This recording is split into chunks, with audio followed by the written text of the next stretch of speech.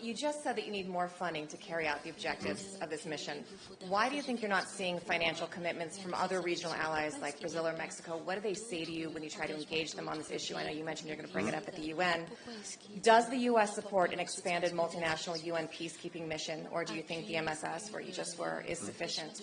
And based on what you heard today and what we've been discussing, do you think Haiti will be on track to be able to hold elections next year? And if I may, your schedule's been pretty grueling the last year. You've got a young family.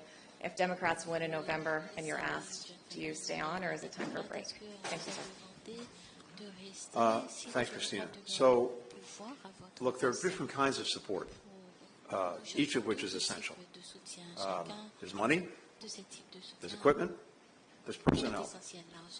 And we have a number of countries that have already stood up in one or more of those areas to support Haiti and to support the MSS.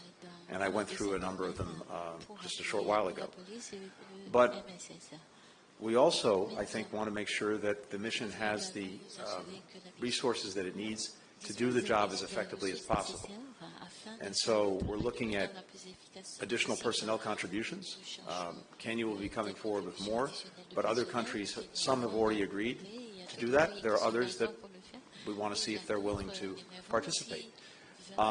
Making sure that the financial support is there, including to pay the salaries of the people who are engaged in these missions, that's critical. We have some money in the bank to do that, including through the UN fund that's been established. But as we're projecting out and as we're looking at growing the MSS mission itself, we also have to figure out what's going to be required to pay for that, and I think we're going to need more funding to do that.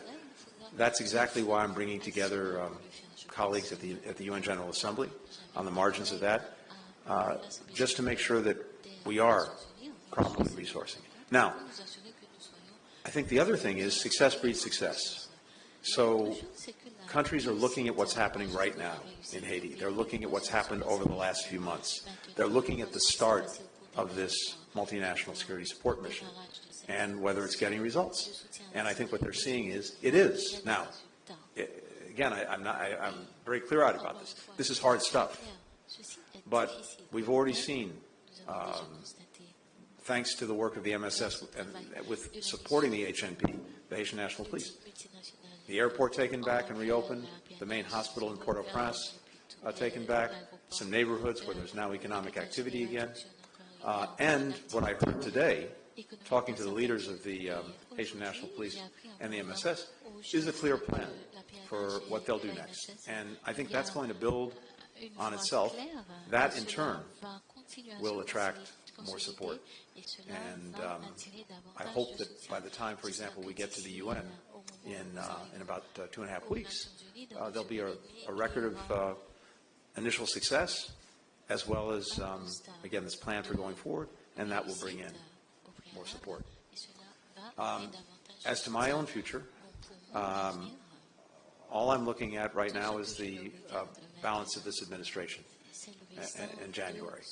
And I can tell you from having spent some time over the last week on a bit of a break with my kids, I will relish having a lot more time with them. Thank you all. Thank you.